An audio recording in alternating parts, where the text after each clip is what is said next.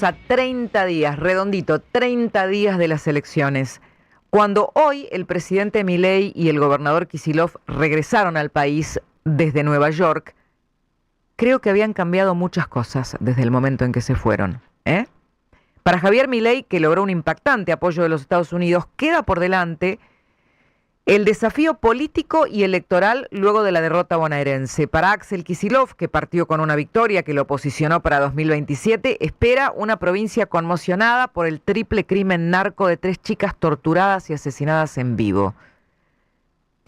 Bueno, si el presidente curioseó las tapas de los diarios al regresar, habrá visto buenas y malas, ¿no?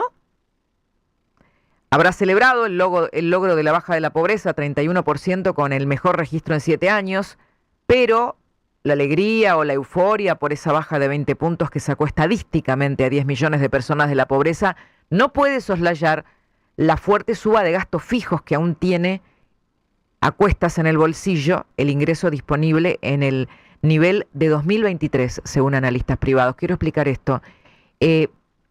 Lo que tenés disponible para gastar después de pagar todo lo que hay que pagar a pesar de la baja de la inflación, para muchas familias es un puchito, como decía, usó la palabra de Gus, que todavía está a niveles de 2023, según algunas consultoras. Hay una nota espectacular de Francisco Jueguen en La Nación que profundiza más sobre este tema. Y eso se siente. Por eso no se siente como una ventaja la baja de la inflación para muchos hogares, sobre todo acá en el AMBA, donde subieron muchos precios que se tenían que ajustar, ya saben ustedes, tarifas, servicios, transporte, prepaga, etcétera, etcétera, etcétera. Cuesta llegar, no queda margen más que para lo necesario para muchísimas familias. El valor del esfuerzo de estos 2 años y por qué tener paciencia va a ser una de las grandes cuestiones de campaña para los libertarios. También debe haber encontrado el presidente el registro del enojo creciente de los productores del campo, con mucha bronca porque las fugaces retenciones cero solo beneficiaron a un puñado de exportadores. Me sorprendió lo intempestivo, la audacia y la desprolijidad al mismo tiempo, ¿no? Porque es una cosa que de un día para el otro poner 0 derecho de exportación, generar un embudo tremendo, dejando que anoten todas las exportaciones que quieran y dándole el tiempo, los 360 días al exportador para comprar tranquilo y hacerse el picnic durante bastante tiempo, 1 año entero tienen, y lo que cede el estado de recaudación, bueno, más o menos mitad le tocará al productor o quizás menos, y la otra mitad se lo llevan los exportadores y el costo fiscal y el costo financiero. Es una desprolijidad inmensa y una pérdida de recursos muy importante. Hoy, el diputado Rodrigo de Loredo abrió un camino intermedio en este punto. Contó algo muy importante. Él reconoce que el gobierno tuvo que apelar a esta medida por la emergencia cambiaria, que realmente nos hubiera depositado en un escenario de muchísima emergencia, de peor situación y urgencia. Pero también coincide con los productores en que esta maniobra de los exportadores es una locura, para algunos es una estafa lisa y llana, y apela a una ley por la cual cuando vos liquidás tenés que tener los granos, no puedes liquidar a futuro. Y lo dice así. La ley 26.351 obliga a los exportadores a demostrar que tienen el grano antes de declararlo. Esa ley está vigente y tiene que aplicarse. La decisión del gobierno de bajar las retenciones evitó una catástrofe mayor. En un país donde casi siempre que hay problemas se acude al campo subiendo retenciones, que esta vez se bajen es por lo menos mejor. Está claro que esto no es una política agropecuaria. El campo necesita previsibilidad y horizontes de inversión. Con estas idas y vueltas la producción se convierte en una timba y eso multiplica la incertidumbre. Le exigimos al gobierno que aplique la ley 26.351 y que se frene el abuso de estas exportadoras para que los beneficios lleguen a los que producen. Bueno, al mismo tiempo, porque esto generó muchas reacciones en provincias como Córdoba, a la que representa el diputado de Loredo, como Santa Fe. En Santa Fe, el gobernador Maximiliano Puyaro reclamó anoche, lo que venía diciendo desde que esta medida se conoció, que se terminen de una vez las malditas retenciones, dijo. Reclamamos que se terminen las malditas retenciones. Si esos 2.500 o 3.000 millones de dólares que aporta Santa Fe quedarían a los productores agropecuarios, eso indudablemente generaría un crecimiento económico en cada uno de nuestros pueblos y de nuestras pequeñas ciudades que nos permitiría salir adelante. El titular de Arca, Juan Paso, defendió la medida del gobierno diciendo que ante un ataque cambiario de origen político, la administración, en vez de subir impuestos, bajó retenciones y dio los ejemplos de lo que solían hacer otras administraciones, los enumeró. Acordate de gobiernos anteriores, de todos los signos políticos de los últimos 30 años. Sí. Retenciones, cepo, volúmenes de equilibrio, eliminación de exportaciones de corte de kilo de carne, Junta Nacional de Granos, sí, las barbaridades, impuesto país, licencia y cupos de exportación. Y brecha, o sea... Impuesto país, cepo, retenciones costo. Y brecha. ¿Y qué hicimos ante esa realidad? Bajamos impuestos, ¿está bien? Es absolutamente novedoso. Creo que ningún gobierno fue tan consistente entre lo que dice y lo que hace como este. A ver, ante la situación que se abrió, porque todos tienen sus razones, ¿no? Y es muy interesante particularmente el argumento de Loredo, porque es verdad que íbamos hacia una catástrofe. Otra discusión muy interesante es el origen de la crisis cambiaria. Yo coincido en que es realmente de trasfondo político, pero también tiene algunas impericias del manejo cambiario por no haber acumulado reservas que van a cuenta, me parece a mí. Esto es una discusión, cada uno puede poner su grano en el debate, pero ¿qué siento en este punto? Porque el gobierno, me parece, ante lo que está pasando ahora, debería reasegurarle al campo, primero algo que dijo el presidente en la rural, su voluntad de bajar las retenciones. Pero también debería aclarar, a ver, en ese discurso el presidente dijo que el próximo impuesto que pueda bajar va a ser el de las retenciones, ¿se acuerdan? Pero debería aclarar la hoja de ruta hacia adelante. Es decir, cómo se llega a ese objetivo, para dar certeza, porque no solo se la merecen los productores, me parece que el campo ha dado pruebas de sobra de que pone la espalda por el país y el pecho también.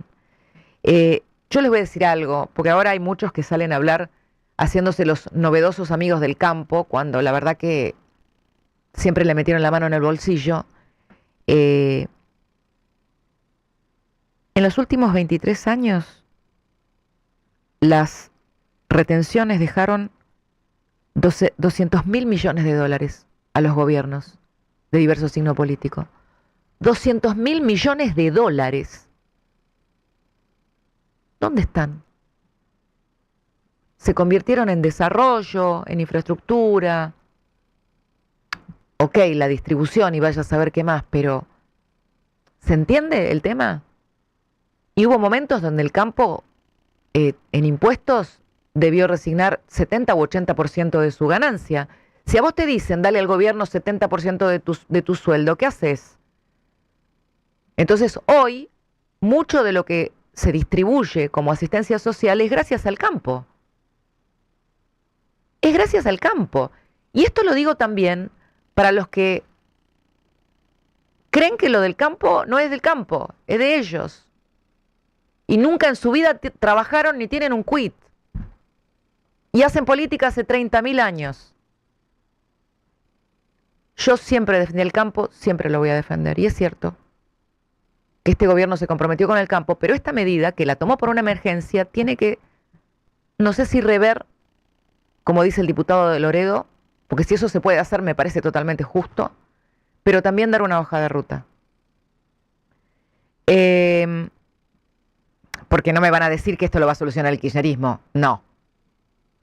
No mientan. Si ven un kirchnerista defendiendo al campo, es un oportunista. Bueno, el otro que volvió hoy de viaje, Kicillof, que no debió irse nunca. Porque la verdad que Kicillof a las valijas las hizo sabiendo que buscaban 3 chicas y que se esperaba malas noticias. Yo creo que también debe haber encontrado motivos para preocuparse, ¿no? Con todo lo que está pasando, porque lo voy a decir como lo decía hoy una nota que leí de la revista Seúl. La mexicanización narco que puso en evidencia el triple crimen de Brenda, Morena y Lara, cuyos sicarios no encontraron freno para actuar en la provincia que gobierna Kicillof, da miedo. Encima, durante la búsqueda de las chicas, el gobernador no dudó en hacer las valijas e irse a Nueva York, como les decía recién, y como sufría la mamá de una de las víctimas. Estas porquerías que van a llamar, si hace 20 días los voté y a la semana, a los 10 días me desaparecieron mis 2 hijas, porque Brenda y Morena eran como mis 2 hijas. Los quiero, y este que andaba pasando en Nueva York, a este lo quiero fuera de acá. Hoy Sergio Berni, hombre fuerte de Cristina Kirchner, que sigue teniendo influencia en la seguridad bonaerense, elogió la marcha de la investigación. Fíjese, con qué velocidad, con qué rapidez pudo la policía bonaerense encontrar el cuerpo de 3 chicas que habían sido enterradas y que ni siquiera los perros cuando pasaron por ahí pudieron olfatear el olor de la manera que la habían enterrado. Entonces, eso es capacidad investigativa. Y antes, Berni, ¿qué pasó antes? Eso es más difícil de explicar, porque para algunos lo que hubo es una zona liberada que es normal. Nadie detectó un triple crimen con sesión de torturas incluida en vivo por las redes. ¿No había infiltración de una banda como esta que seguramente se organizaba también por las redes? ¿O los dejaron hacer? Porque me decía alguien ayer, si no tenían una banda como esta infiltrada, ya estamos hablando de una mala praxis total. Hay 2 chances: que se hayan unido en ese grupo por primera vez o que hayan tenido funcionando ese grupo para otras cuestiones. Porque aparte era la jerarquía de la banda. O sea, esta transmisión la hicieron para mostrarle a los otros lo que les iba a pasar si osaban mexicanear droga. Pero además, repasemos todo lo que hicieron los secuaces de la banda narco y del ideólogo de este triple crimen. Porque no es solo lo de las redes, lo de Instagram. Alquilaron una casa, cavaron un pozo, secuestraron a las chicas, las atormentaron, las mataron en vivo, las descuartizaron, las enterraron, quemaron el vehículo en que las llevaron. Nadie vio el fuego. Y la patente nunca fue investigada antes. Nadie vio nada de todo esto. Nada. ¿Dónde estaba la policía? ¿No pasó un patrullero? ¿No hubo un vecino llamando la atención? ¿Y la denuncia? ¿Y la denuncia? Dayana, la prima de 2 de las víctimas, nos explicaba así el abandono que sintieron. Bueno, ese audio de ayer no lo tengo a mano, pero ustedes lo recuerdan. Era desgarrador. Ahora, el fiscal Adriana Rivas, de homicidios, tomó la causa. Ayer nosotros lo entrevistamos en La Nación Más, justo cuando estaba en la fiscalía recibiendo el expediente. O sea, no sabía mucho en ese momento, pero sí le prometió celeridad a las familias. ¿Le puedo preguntar qué le dice a las familias que tienen ahora la única esperanza en medio de la consternación y el espanto de que se llegue a la justicia? ¿Qué les dice usted a las familias? Lo que le puedo decir, lo que le diría a cualquier persona que pasa por la Fiscalía nuestra, que la Fiscalía nuestra trabaja con la celeridad. Somos gente de muchos años, exclusivamente nos dedicamos a la investigación de homicidios y bueno, lo que le puedo decir que todo lo que esté a nuestro alcance se va a hacer y le vamos a dar la celeridad que se le tiene que dar a la causa. Que el pequeño J, o como se llame, el líder narco peruano que teóricamente fue ideólogo de esta sanguinaria venganza, haya exhibido semejante logística, poder e impunidad, asusta. Pensar que dicen que es un capo de segundas líneas buscando ascender a fuerza de crueldad, ¿no? Imagínense si pensáramos que es todavía más importante. José Luis Espert, el candidato oficialista en la provincia, dijo que el kirchnerismo convirtió a la provincia en una villa. Si la provincia de Buenos Aires es una villa miseria o una cloaca a cielo abierto, fijémonos lo que era La Matanza hace medio siglo, fijémonos lo que era Florencio Varela hace 40 años. O sea, esto no era así. Estas villas miserias que se han naturalizado, en la cual se ha transformado cada distrito de la provincia de Buenos Aires, no ocurría hace medio siglo, 40 años, 20 años. Es el kirchnerismo, particularmente de la mano de Kicillof, fue el que ha detonado a la provincia de Buenos Aires. Y acá está lo que nos decía Dayana, gracias por buscarlo. Lo que nos decía ayer Dayana, desesperada, que habló con nosotros antes de irse al velatorio y al entierro. Nosotros creemos que más allá de que la justicia trabajó tarde, porque la verdad que se manejó tarde, subestimaron a las chicas, subestimaron dónde vivimos, subestimaron todo, porque esto no se actuó en su momento como debió hacer. Ya ustedes deben tener conocimiento, el fiscal no actuó como tenía que actuar, las alertas se tiraron tarde. Espero que de acá en adelante esto sea diferente. Espero que de acá en adelante sea justicia y que aten los cabos que tienen que atar la gente que tiene que hacerlo, el que estudió para hacer eso, que nos tiene que defender. Bueno, amigos, vuelvo al comienzo. Hoy, justito, faltan 30 días hasta las elecciones de octubre, que van a ser un plebiscito para el presidente Javier Milei, pero también van a marcar las chances del kirchnerismo para volver al poder.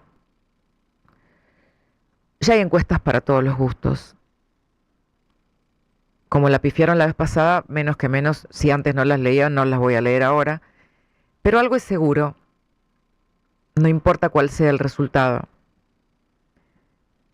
Incluso con un buen resultado, el gobierno libertario necesitará alianzas con la oposición razonable y recalibrar su forma de hacer política. No le niego al presidente el mérito de lograr el apoyo que logró. Probablemente otro no podía lograrlo en la situación en que llegó al viaje de Estados Unidos. Pero la verdad que algunos, incluso dentro del gobierno, ruegan que la ayuda del país del norte no le haga creer al gobierno que todo puede seguir igual y que no tiene nada para cambiar en términos políticos. Y solo Milei sabe cómo va a resolver ese dilema. Porque en 30 días se juega muchas cosas.